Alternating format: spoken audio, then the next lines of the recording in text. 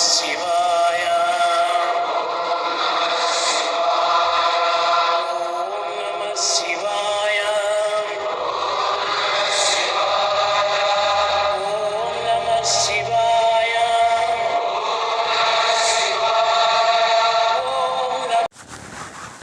മെയ്കണ്ഠദേവൻ്റെ ശിവജ്ഞാനബോധത്തിലെ അടുത്ത ഒരു പദ്യത്തിലേക്ക് നാം പ്രവേശിക്കുന്നു.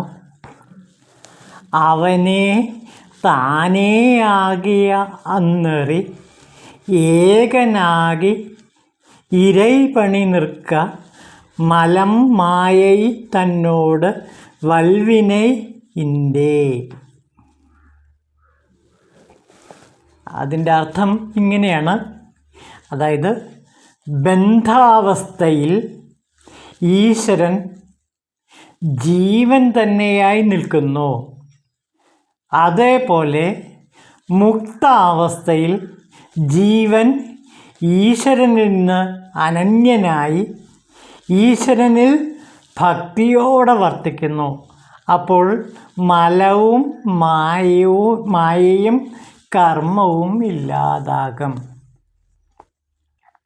ഇവിടെ പറയുന്നത് ശൈവ സിദ്ധാന്തത്തിൻ്റെ കാതലാണ്. അതായത് 3 മലങ്ങൾ, ആണവം, കർമ്മം, മായ.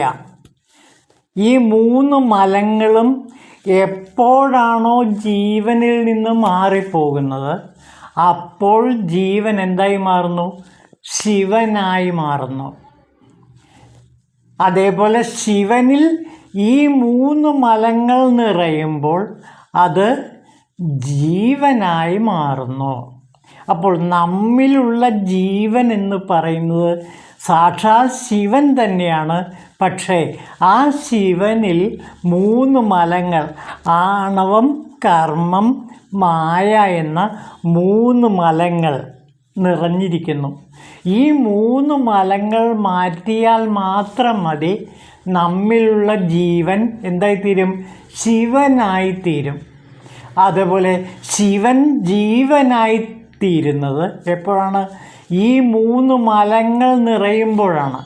ആണവം, കർമ്മം, മായ എന്നീ 3 മലങ്ങൾ ശിവനിൽ നിറയുമ്പോൾ ശിവൻ ജീവനായി ജന്മമെടുക്കുന്നു. നമ്മുടെ ജന്മരഹസ്യമാണ് ഇവിടെ പറയുന്നത്.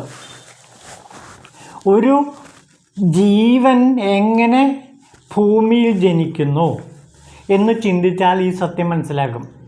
അതായത് ഒരു ജീവൻ ഈ ഭൂമിയിൽ അമ്മയുടെ ഗർഭപാത്രത്തിൽ കിടന്ന് പുറത്തേക്ക് വരുന്നത് എപ്പോഴാണ്?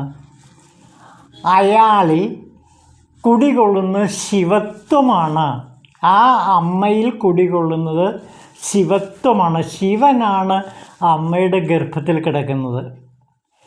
പക്ഷേ 3 മലങ്ങൾ ആ ശിവനിൽ കൂടിച്ചേർന്നപ്പോൾ അത് ജീവനായി പുറത്തേക്ക് വന്നു.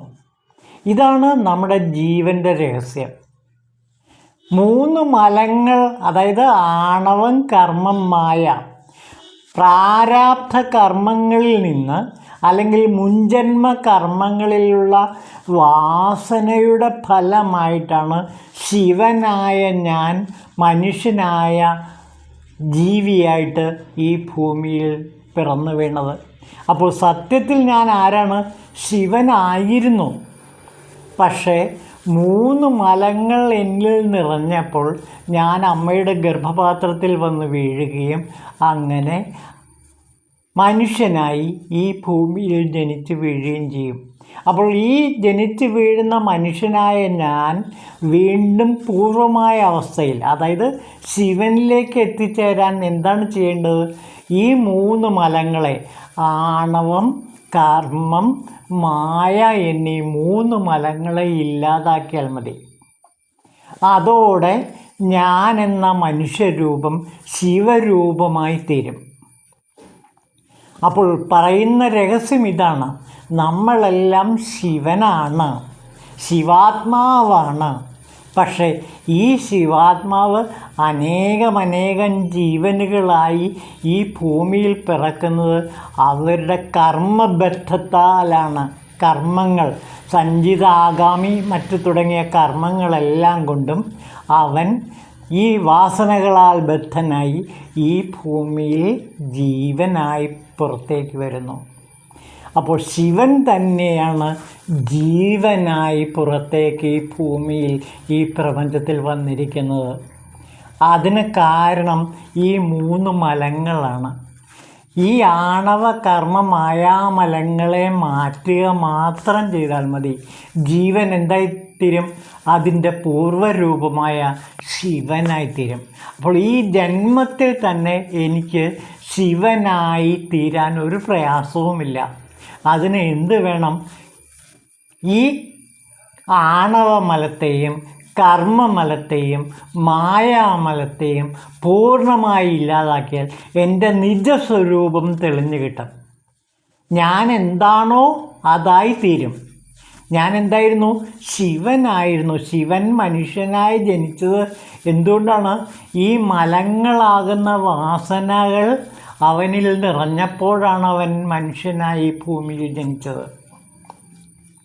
അപ്പോൾ ഈ വാസനകളുടെ ഏറ്റക്കുറച്ചിലനുസരിച്ച് മനുഷ്യരായിട്ടും മൃഗങ്ങളായിട്ടും അങ്ങനെ പല പല ജീവികളായിട്ടും ഈ ഭൂമിയിൽ ജനിച്ചു വീഴുന്നു.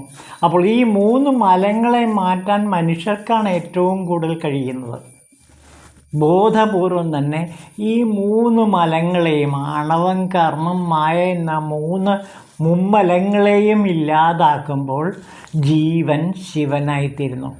അപ്പോൾ ശിവൻ ബദ്ധനാകുമ്പോൾ എന്തായി മാറുന്നു? ജീവനായി മാറുന്നു. ജീവൻ മുക്തനാകുമ്പോൾ, ജീവൻ മുക്തനാകുക എന്ന് വെച്ചാൽ ജീവനിലുള്ള ആ അടിമത്തം, അതായത് പാശം, അതായത് 3 മലങ്ങൾ, ഈ 3 മലങ്ങൾ പൂർണ്ണമായി ഇല്ലാതായിത്തീരുമ്പോൾ ആ ജീവൻ ശിവനായിത്തീരുന്നു. ഇതാണ് ശൈവ സിദ്ധാന്തത്തിൻ്റെ കാതൽ. ഇതാണ് പശുപതി സങ്കല്പം. അപ്പോൾ പശുപതി സങ്കല്പത്തിൽ പറയുന്നതാണ്, പശു സത്യത്തിൽ ആരായിരുന്നു? പതിയായിരുന്നു. എങ്ങനെയാണ് പശുവായിട്ട് താഴേക്ക് പതിച്ചത്? 3 മലങ്ങൾ വന്ന് നിറഞ്ഞപ്പോൾ പതി ഭൂമിയിൽ പശു ജീവനായി തീർന്നു. ഈ ജീവന് വീണ്ടും പതിയായിട്ട് തീരാൻ കഴിയും. എപ്പോൾ? ഈ 3 മലങ്ങളെ ഇല്ലാതാക്കിയാൽ മതി. അപ്പോൾ 3 മലങ്ങളെ ഇല്ലാതാക്കുന്നതോടുകൂടി ഒരു ജീവൻ പതിയായി ശിവനായി മാറും. ശിവൻ എപ്പോൾ ജീവനായി മാറും? ഈ 3 മലങ്ങൾ നിറഞ്ഞു കവിയുമ്പോൾ ആ ഭഗവാൻ ശിവൻ ജീവനെടുത്ത് ഭൂമിയിലേക്ക് വരുന്നു. അപ്പോൾ നമ്മുടെ ആദിമ രൂപം എന്ന് പറയുന്നത്, നമ്മുടെ സ്വരൂപം എന്ന് പറയുന്നത് ശിവത്വമാണ്, ശിവനാണ്. ആ ശിവനിൽ മാലിന്യങ്ങൾ നിറയുമ്പോൾ അതിനെ ജീവൻ എന്ന് പറയുന്നു. ജീവനിൽ നിന്ന് ഈ മാലിന്യങ്ങൾ പൂർണ്ണമായി തുടച്ചു മാറ്റപ്പെടുമ്പോൾ ആ ജീവൻ ശിവനായി തീരും. ഇതാണ് ഭാരതീയ ദർശനങ്ങളുടെ മൊത്തത്തിലും ശൈവ ദർശനത്തിൻ്റെയും കാതൽ. ഈ സത്യം സിദ്ധ സമാജ സ്ഥാപകനായ സ്വാമി ശിവാനന്ദ പരമഹംസർ മോക്ഷസൂത്രമായ സിദ്ധവേദത്തിൽ ഇതിനെപ്പറ്റി വിശദമാക്കുന്നുണ്ട്. ഞാനത് ഇവിടെ പറയാം. ഇതാ നോക്കൂ, നമ്മിൽ പുരുഷനായി ശിവനായിരിക്കുന്ന ജീവൻ പുറത്തേക്ക് വ്യാപിച്ച് ചലനം സംഭവിച്ചപ്പോൾ ശക്തിയായിത്തീർന്നു. ആ ശക്തിയാണ് മനസ്സ്. ആ മനസ്സാകുന്ന ശക്തിയിൽ നിന്നാണ് ഞാനെന്ന് അഭിമാനിക്കുന്ന അഹങ്കാരമായ നപുംസകത്തിൻ്റെ ഉത്ഭവം. അപ്പോൾ ഇവിടെ അഹങ്കാരത്തെ നപുംസകം എന്നാണ് പരമഹംസ ശിവാനന്ദ വിവരിക്കുന്നത്. സ്വാമി ശിവാനന്ദ പരമഹംസർ ഇവിടെ ആ അഹങ്കാരമായേ നപുംസകം എന്ന് വിളിക്കുന്നു. അതിന് ദൃഷ്ടാന്തം നമ്മൾ ഏറ്റവും പരിചയമുള്ള ഒരകത്ത് വാതിലടച്ച് തഴുതിട്ട് കിടന്നുറങ്ങുമ്പോൾ പൊടുന്നനവേ ഉറക്കമുണർന്ന് എഴുന്നേറ്റാൽ യാതൊരു പരിചയവുമില്ലാത്ത പ്രകാരം വാതിലിനെ അറിയാതെ തപ്പി നടന്ന് തല, മുഖം മുതലായത് ചുമരിന്മേലും മറ്റും അടിച്ചു പൊട്ടുന്നു. അതിന് കാരണം ഉറക്കമുണർന്നപ്പോൾ പുരുഷനായിരിക്കുന്ന ശിവൻ ശക്തിയായി പുറത്തേക്ക് വന്നു. ആ ശക്തി മനസ്സായിരുന്നു. അപ്പോൾ മനസ്സ് മാത്രമേ ഉണ്ടായിരുന്നുള്ളൂ. അതുകൊണ്ടാണ് വാതിലിനെ തിരിച്ചറിയാൻ സാധിക്കാതിരുന്നത്. തിരിച്ചറിയണമെങ്കിൽ ഞാനെന്നുള്ള അഹങ്കാരമായ നപുംസകം വേണം. ആ അഹങ്കാരത്തിനാണ് വകവ്യത്യാസമുള്ളത്. ഞാനെന്നുള്ള അഹങ്കാരമായ നപുംസകത്തിൽ കൂടിയാണ് മനസ്സാകുന്ന ശക്തി ഭിന്നമായി പ്രകാശിച്ചത്. ആ അഹങ്കാരമാകുന്ന ഞാൻ എന്നുള്ള അവസ്ഥയില്ലെങ്കിൽ യാതൊന്നുമില്ല. കണ്ടോ, ആ അഹങ്കാരമാകുന്ന ഞാനെന്നുള്ള അവസ്ഥയില്ലെങ്കിൽ പിന്നെ ഒന്നുമില്ല. ബാഹ്യവൃത്തിയായി നാം ഏതൊന്നിനെ കേൾക്കുന്നുവോ കാണുന്നുവോ അറിയുന്നുവോ ചെയ്യുന്നുവോ അവയെല്ലാം അഹങ്കാരമാണ്. ഈ അഹങ്കാരത്തെ ശിവാനന്ദ പരമഹംസർ ബ്രഹ്മാവ് എന്ന് വിളിക്കുന്നു. അപ്രകാരമുള്ള ബ്രഹ്മാവ് മനസ്സായിരിക്കുന്ന ശക്തി കൊണ്ടാണ് സൃഷ്ടിക്കുന്നത്. അതിനാണ് ബ്രഹ്മസൃഷ്ടി എന്ന് പറയുന്നത്. ആ ബ്രഹ്മാവില്ലെങ്കിൽ യാതൊരു സൃഷ്ടിയുമില്ല. ആ ബ്രഹ്മാവ് എപ്പോഴും യജ്ഞത്തിലിരിക്കുന്നു. ഇനിയുള്ള ഭാഗം ശ്രദ്ധിക്കൂ. ആ ബ്രഹ്മാവ് എപ്പോഴും യജ്ഞത്തിലിരിക്കുന്നു. യജ്ഞം എന്നത് യാഗമാണ്. ആ യാഗകുണ്ഡം ഭ്രൂമധ്യമാണ്.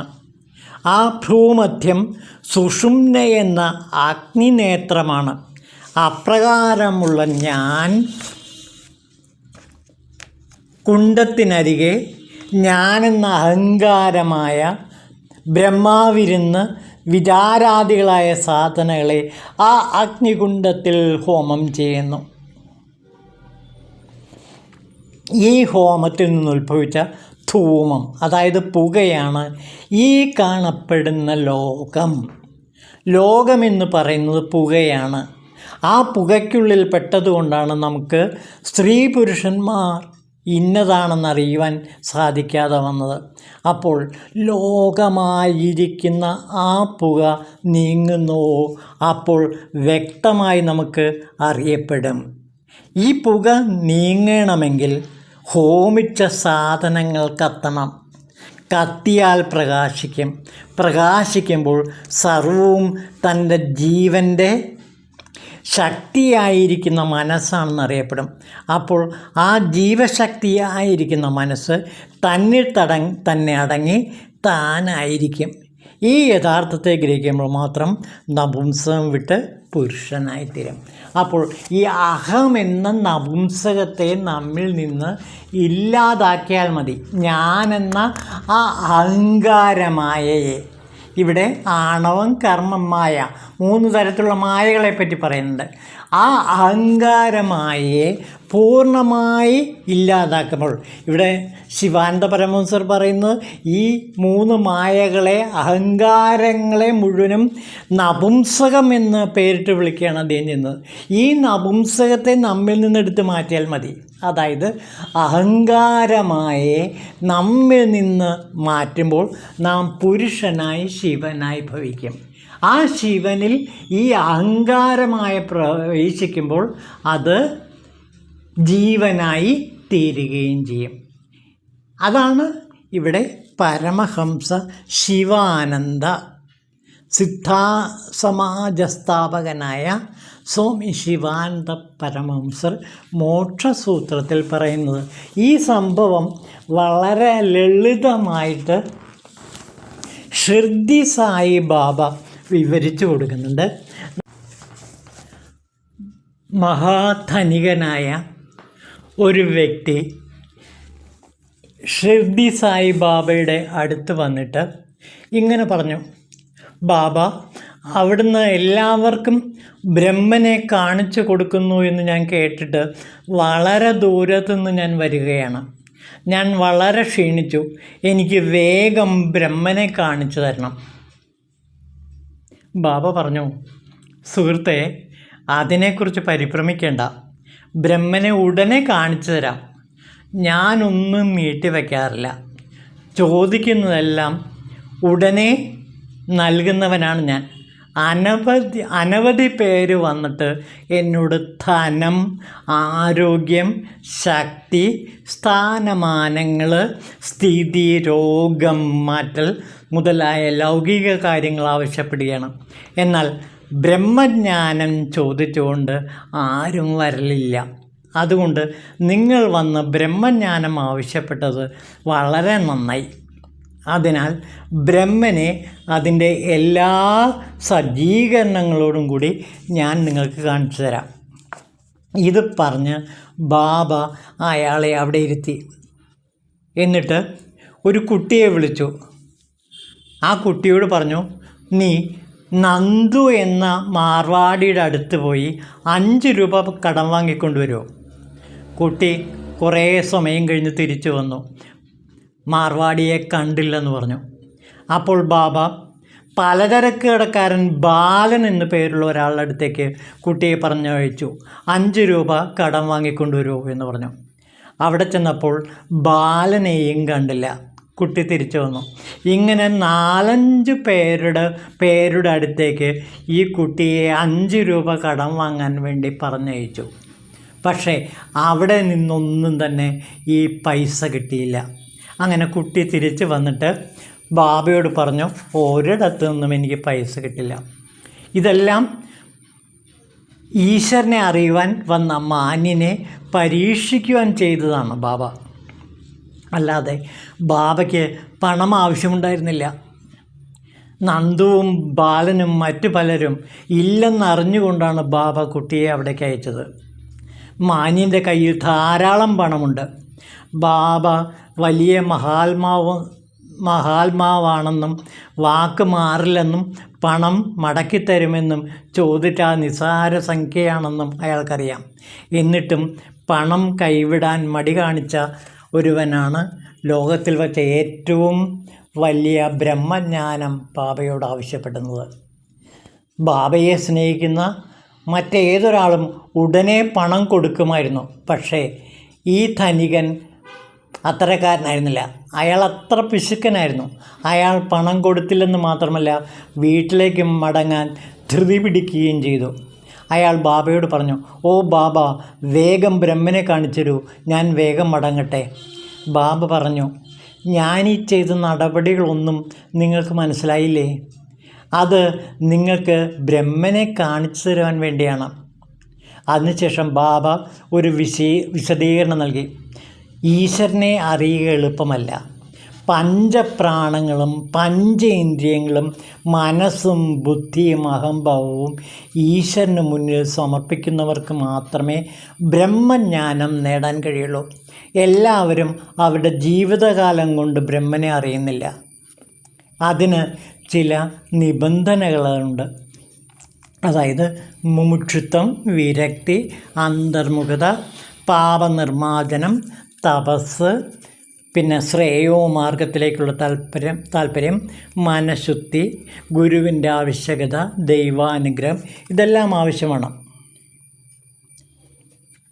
എന്നിട്ട് ബാബ പറയാണ്, ഈ പ്രഭാഷണത്തിന് ശേഷം ബാബ ധനികനോട് തിരിഞ്ഞ് പറഞ്ഞു, സർ, നിങ്ങളുടെ ബ്രഹ്മൻ നിങ്ങളുടെ പോക്കറ്റിൽ 5 രൂപയുടെ 50 ഇരട്ടിയായി, അതായത് 250 രൂപ കിടപ്പുണ്ട്, അത് പുറത്തെടുക്കൂ. ധനികൻ പണം പുറത്തെടുത്ത് എണ്ണിയപ്പോൾ 10ൻ്റെ 25 നോട്ടുകൾ ഉണ്ടായിരുന്നു. ഇത് കണ്ട് അയാൾ വിസ്മയിച്ച് ബാബയുടെ കാൽക്കൽ വീണ് അനുഗ്രഹിക്കാൻ പ്രാർത്ഥിച്ചു. അപ്പോൾ ബാബ പറഞ്ഞു, നിങ്ങളുടെ ഈശ്വരനെ മടക്കി വച്ചാലും നിങ്ങളുടെ പണത്തോടുള്ള ആർത്തി നശിക്കാതെ യഥാർത്ഥ ബ്രഹ്മനെ കിട്ടുവാൻ പോകുന്നില്ല. ധനത്തിലും സന്താനത്തിലും സമൃദ്ധിയിലും മാത്രം ആഗ്രഹിക്കുന്നവർക്ക് അത് ഉപേക്ഷിക്കാതെ ശിവജ്ഞാനം നേടുവാൻ കഴിയുകയില്ല. പണത്തിനുള്ള ദുരാഗ്രഹം കാപട്യത്തിൻ്റെയും അസൂയയുടെയും രൂപത്തിലുള്ള മുതലുകൾ നിറഞ്ഞൊരു കയമാണ്. ആശയെ ജയിച്ചവൻ മാത്രം ആ കയം കിടക്കുന്നു. ആശയും ബ്രഹ്മനും അന്യോന്യം വിരുദ്ധങ്ങളാണ്. ആഗ്രഹമുള്ളവന് ശിവനെ ധ്യാനിക്കുവാൻ കഴിയില്ല. പിന്നെ എങ്ങനെ നിസ്സംഗത്വവും മുക്തിയും ലഭിക്കും? ആഗ്രഹിക്ക് ശാന്തിയും തൃപ്തിയും സ്ഥൈര്യവുമില്ല. അതുകൊണ്ട് അവനവന് ദഹിക്കുന്നത് കഴിക്കലാണ് ഭേദം. എൻ്റെ ഖജനാവ് പൂർണ്ണമാണ്, ആർക്കും എത്രയും കൊടുക്കാനുണ്ട്. പക്ഷേ ചോദിക്കുന്നവൻ അത് വാങ്ങാൻ യോഗ്യനാണോ എന്ന് ഞാൻ നോക്കണം. നീ ഇതിൽ ശ്രദ്ധിച്ചാൽ നിനക്ക് നല്ലതാണ്. ഈ മസ്ജിദിലിരുന്ന് ഞാൻ ഒരിക്കലും അസത്യം പറയില്ല. അങ്ങനെ ധനികനോട് തൻ്റെ മനസ്സിലുള്ള ഈ പണത്തിനോടുള്ള ആർത്തി, ദുരാഗ്രഹം, കാപട്യം, അസൂയ ഇതെല്ലാം ഉപേക്ഷിച്ചാൽ മാത്രമേ നിനക്ക് ബ്രഹ്മനെ, അതായത് ശിവനെ, ബ്രഹ്മജ്ഞാനം ലഭിക്കുകയുള്ളൂ എന്ന് ബാബ വളരെ വ്യക്തമാക്കി പറയുകയാണ് ഇവിടെ ചെയ്യുന്നത്. അപ്പോൾ ബ്രഹ്മനെ അല്ലെങ്കിൽ ശിവനെ സാക്ഷാത്കരിക്കണമെങ്കിൽ ഒന്ന് മാത്രം ചെയ്താൽ മതി. ഈ 3 മലങ്ങളെ, ആണവം, കർമ്മം, മായ തുടങ്ങിയ ഈ 3 മലങ്ങളെ ഒഴിവാക്കിയാൽ ബ്രഹ്മനെ, അതായത് ശിവനെ ഒരാൾക്ക് സാക്ഷാത്കരിക്കാൻ ഒരു പ്രയാസവുമില്ല. ഈ ധനികൻ മനസ്സിൽ നിന്ന് പണത്തോടുള്ള ആർത്തി, അതേപോലെ സ്വാർത്ഥത, അഹംബോധം ഇതെല്ലാം ഉപേക്ഷിച്ചുവെങ്കിൽ അയാൾക്ക് ആ നിമിഷം തന്നെ ബ്രഹ്മജ്ഞാനം ലഭിക്കുമായിരുന്നു. പക്ഷേ അയാളുടെ പോക്കറ്റിൽ 250 രൂപ ഉണ്ടായിരുന്നു.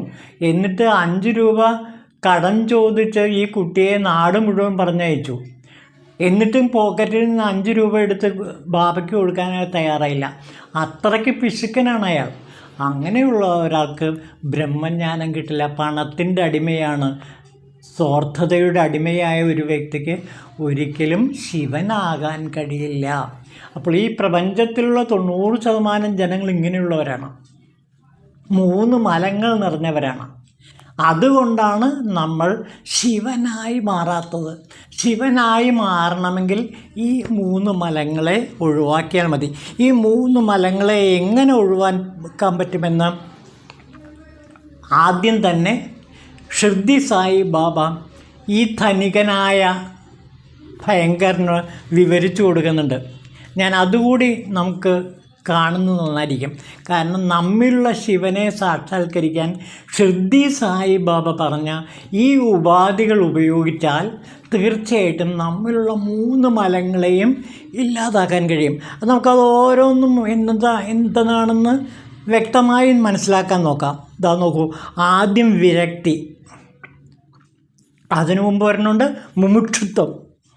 കണ്ടോ, ഒന്നാമതായി ശിവന് വേണ്ടി അതികലശലായ ഇച്ഛ വേണം. അതായത് ബ്രഹ്മജ്ഞാനത്തിന് വേണ്ടിയുള്ള അതിയായ ആഗ്രഹം ഉണ്ടാകണം. താൻ ബദ്ധനാണെന്നും ഈ ബന്ധനത്തിൽ നിന്ന് രക്ഷ പ്രാപിച്ച് സ്വതന്ത്രനാവണമെന്നുള്ള ദൃഢനിശ്ചയത്തോടെ നിരന്തരം പണിയെടുക്കുന്നവൻ ഒന്നാമത്തെ യോഗ്യതയായിട്ട് ഈ മുമുക്ഷുത്വം നേടിയാൽ സാധിക്കും. അപ്പോൾ ആദ്യം വേണ്ടത് ബ്രഹ്മജ്ഞാനം, അല്ലെങ്കിൽ എനിക്ക് ശിവനാകണമെന്നുള്ള ആഗ്രഹം വേണം. ഞാനിപ്പോൾ മനുഷ്യനാണ്, മനുഷ്യനായ എനിക്ക് ശിവൻ്റെ അരുള് കിട്ടണമെങ്കിൽ, ശിവനായി തീരണമെങ്കിൽ എന്ത് വേണം? ആഗ്രഹം വേണം. എനിക്ക് ശിവത്വം അല്ലെങ്കിൽ ബ്രഹ്മജ്ഞാനം വേണം, ശിവജ്ഞാനം വേണമെന്നുള്ളൊരു ആഗ്രഹം, മുമുക്ഷുത്വം, അതായത് മോക്ഷത്തിനുള്ള ആഗ്രഹം ഉണ്ടാകണം. പിന്നെ രണ്ടാമത്തെ കാരണം വിരക്തിയാണ്. രണ്ടാമതായി ഇഹത്തിലും പരത്തിലുമുള്ള ഒന്നിലും ആഗ്രഹമില്ലാത്ത അവസ്ഥ, അതാണ് വിരക്തി. ഒന്നിലും ആഗ്രഹമില്ലാത്ത അവസ്ഥ. ധനികൻ കണ്ടില്ലേ, പണത്തിന് വേണ്ടി 5 രൂപ പോക്കറ്റിൽ നിന്ന് 250 രൂപ ഉണ്ടായിട്ടും 5 രൂപ പോക്കറ്റിൽ നിന്ന് ബാബയ്ക്ക് എടുത്തു കൊടുക്കാൻ തയ്യാറായില്ല. അത് വിരക്തിയില്ല അയാൾക്ക്. വിരക്തിയില്ലാത്തവർക്ക് ഒരിക്കലും ശിവനാകാൻ കഴിയില്ല. സ്ഥാനമാനങ്ങളിലും പ്രവൃത്തിഫലങ്ങളിലും ആശ നശിച്ചാലല്ലാതെ ആർക്കും ആത്മീയ പുരോഗതി ഉണ്ടാവുകയില്ല. അപ്പോൾ ശിവജ്ഞാനം കിട്ടണമെങ്കിൽ, ശിവജ്ഞാന ബോധം ലഭിക്കണമെങ്കിൽ പ്രധാനപ്പെട്ട രണ്ടാമത്തെ കാര്യം വിരക്തിയാണ്. ഇനി മൂന്നാമത്തേത് നോക്കൂ, അന്തർമുഖത. ലൗകിക മനുഷ്യൻ പുറത്തേക്ക് നോക്കുകയല്ലാതെ അകത്തേക്ക് നോക്കുകയില്ല. നമ്മുടെ ഇന്ദ്രിയങ്ങൾ പുറത്തേക്ക് പാഞ്ഞുകൊണ്ടിരിക്കുകയാണ്. അങ്ങനെയാണ് ദൈവം സൃഷ്ടിച്ചിരിക്കുന്നത്. എന്നാൽ പുറത്തേക്ക് നോക്കിയാൽ ആത്മജ്ഞാനം ലഭിക്കില്ല.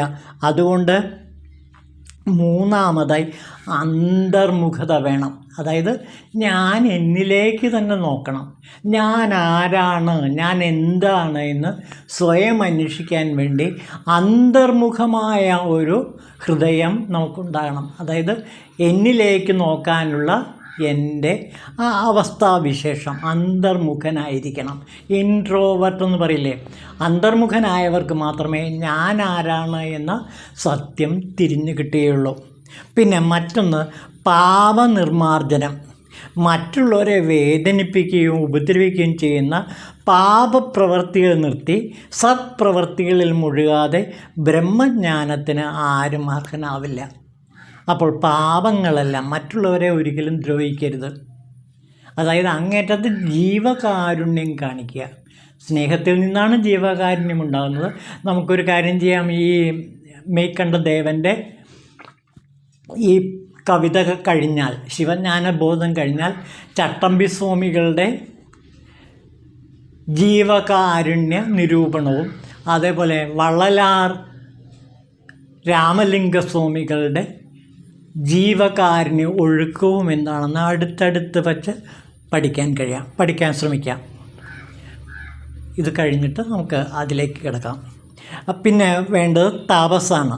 സത്യത്തിലും തപസ്സിലും ആത്മബോധത്തിലും അധിഷ്ഠിതമായ ജീവിതം നയിച്ച് ബ്രഹ്മചര്യം അനുഷ്ഠിച്ചാലേ ദൈവത്തെ കണ്ടെത്താൻ പറ്റുള്ളൂ, ശിവനെ കണ്ടെത്താൻ പറ്റുള്ളൂ.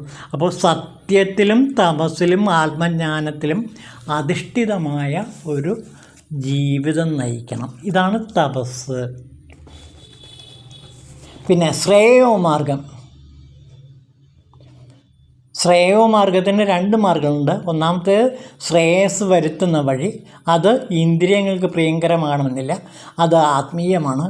അതിനെ ശ്രദ്ധയോടെ ശ്രദ്ധിച്ചാൽ ആ ശ്രേയോമാർഗം തെളിഞ്ഞു കിട്ടും. രണ്ടാമത്തേത് ഇന്ദ്രിയങ്ങൾക്ക് പ്രിയങ്കരമായത്, സന്തോഷപ്രദമായത്, അത് ഭൗതികമായത്. ആ മാർഗം ശ്രേയസ്സല്ല, അത് പ്രേയസിനെയാണ് ഉണ്ടാക്കുക. 2 മനുഷ്യനെ സമീപിച്ച് സ്വീകരിക്കാൻ ആവശ്യപ്പെടുന്നു. അവൻ ആലോചിച്ച് ഒന്നിനെ തിരഞ്ഞെടുക്കുന്നു. നമ്മളെല്ലാം പ്രേയസിൻ്റെ മാർഗമാണ് തിരഞ്ഞെടുക്കുന്നത്. ശരിക്കും ശ്രേയസിൻ്റെ മാർഗം തിരഞ്ഞെടുക്കുന്നവർക്ക് മാത്രമേ ശിവജ്ഞാന ബോധം ലഭിക്കുകയുള്ളൂ. അപ്പോൾ ശ്രേയസിനെ തിരഞ്ഞെടുക്കുക. ഇന്ദ്രിയങ്ങൾക്ക് പ്രിയങ്കരം ആകണമെന്നില്ല ഈ ശ്രേയോമാർഗം. ഇതാണ് ശ്രേയസിൻ്റെ മാർഗം, അതായത് ആത്മീയ മാർഗം തിരഞ്ഞെടുക്കുക. പിന്നെ ഇന്ദ്രിയങ്ങളെ നിയന്ത്രിക്കൽ വളരെ പ്രധാനപ്പെട്ട ഒരു ഘടകമാണ്. തേരാളി കുതിരയെ നിയന്ത്രിക്കുന്നത് പോലെ ബുദ്ധി ഇന്ദ്രിയങ്ങളെ നിയന്ത്രിക്കണം. ദേഹം രഥവും ആത്മാവ് നേതാവും ബുദ്ധി തേരാളിയും ഇന്ദ്രിയ സുഖങ്ങൾ വഴിയുമാണ്. ഇന്ദ്രിയങ്ങളെ നിയന്ത്രിക്കാതെ അവയുടെ വഴിക്ക് വിട്ടാൽ പരിഭ്രാന്തമായ കുതിരകളെപ്പോലെ തേരാളിയെ അവഗണിച്ചോടി ലക്ഷ്യസ്ഥാനത്തെത്താതെ വീണ്ടും ജനിച്ചും മരിച്ചും ചുറ്റി നടക്കേണ്ടി വരുന്നു. ഇവയെ നിയന്ത്രിക്കുന്നതായാൽ പിന്നെ ജനനമില്ല, മരണമില്ല. ജ്ഞാനമാകുന്ന തേരാളിയോടുകൂടി നിയന്ത്രിതമായ ഇന്ദ്രിയങ്ങളുള്ളവൻ വിഷ്ണു ലോകം പ്രാപിച്ച് ജീവിതം ശിവതുല്യമാക്കി മാറ്റുന്നു. പിന്നെ അടുത്തൊരു ഘടകം മനഃശുദ്ധിയാണ്. കൃത്യബോധത്തോടെയും നിസ്സംഗതയോടെയും കർമ്മം ചെയ്യാതെ മനഃശുദ്ധി കൈവരില്ല. മനഃശുദ്ധിയില്ലെങ്കിൽ ബ്രഹ്മജ്ഞാനവും ശിവജ്ഞാനവും ലഭിക്കില്ല. മനഃശുദ്ധി കൊണ്ട് വിവേകവും അതേപോലെ തന്നെ വൈരാഗ്യവും ഉണ്ടാകുകയും അങ്ങനെ ശിവജ്ഞാന ബോധം തെളിഞ്ഞു വരികയും ചെയ്യും. പിന്നെ ഗുരുവിൻ്റെ ആവശ്യകത. ആത്മജ്ഞാനം നിഗൂഢവും സൂക്ഷ്മവുമായതിനാൽ ഒറ്റയ്ക്ക് കൈവരുവാൻ ചിലപ്പോൾ സാധ്യമായെന്ന് വരില്ല. അപ്പോൾ ആത്മജ്ഞാനിയായ ഒരു ഗുരുവിൻ്റെ ആവശ്യം വേണ്ടി വരും. പിന്നെ ശിവാനുഗ്രഹം. അവസാനമായി ശിവാനുഗ്രഹം, അതായത് ശിവൻ്റെ അരുള്. ശിവൻ പ്രസാദിച്ചാൽ വിവേകവും വൈരാഗ്യവും എല്ലാം നൽകി ഭൗതിക ജീവിതത്തിൽ പതറാതെ മുന്നോട്ട് പോകാം. ആധ്യാത്മിക ജ്ഞാനം വേദം പഠിച്ചോ ബുദ്ധിശക്തിയാലോ അപാര പാണ്ഡിത്യം കൊണ്ടോ കൈവരുന്നതല്ല. ആത്മൻ അംഗീകരിച്ചാൽ ആത്മജ്ഞാനം ലഭിക്കുന്നു. അപ്പോൾ ഇവിടെ ശിവാനുഗ്രഹം, ശിവൻ്റെ അരുൾ ആവശ്യമാണ്. ശിവൻ്റെ അരുളുണ്ടെങ്കിൽ ശിവനായി തന്നെ നമുക്ക് തീരാൻ കഴിയും. ഇതാണ് ഷിർദി സായിബാബ ഈ ധനികനോട് പറഞ്ഞു കൊടുത്ത മാർഗങ്ങൾ. ഈ മാർഗങ്ങളെല്ലാം അനുഷ്ഠിച്ചാൽ, അല്ലയോ സുഹൃത്തെ, നിനക്ക് ബ്രഹ്മനെ, ശിവനെ പെട്ടെന്ന് കാണാൻ കഴിയും. നീ തന്നെ ശിവനായി മാറുകയും ചെയ്യും. ഇതാണ് ഇവിടെ ഷിർദി സായിബാബ തൻ്റെ അടുത്ത് വന്ന ധനികനായ ആ മനുഷ്യനോട് പറഞ്ഞു കൊടുത്ത ബ്രഹ്മജ്ഞാനം ലഭിക്കാനുള്ള ഉപാധികളും അതുപോലുള്ള അതിനുള്ള മാർഗങ്ങളും. ഇത് വളരെ വ്യക്തമാക്കുന്ന ഒരു സംഭവമാണ്. ഷിർദി സായിബാബ നമ്മളെ ശിവനാക്കി മാറ്റുകയാണ്, നമ്മളെ തന്നെ ഷിർദി ബാബയാക്കി മാറ്റുകയാണ് ഈ സംഭവം വിവരിക്കുന്നതിലൂടെ. നമ്മളെല്ലാം ഈ ലുബ്ധനായ ധനികനെ പോലെയാണ്. അതായത് 3 മലങ്ങൾ, ആണവം, കർമ്മം, മായ, 3 മലങ്ങളെയും മാറ്റിയാൽ നാം നമ്മുടെ ആദിമസ്വരൂപമായ ശിവൻ തന്നെയായി തീരും എന്നാണ് ഇവിടെ ഷിർദി സായിബാബ നമ്മളോട് പറയുന്നത്. ഓം ശിവായ നമഃ.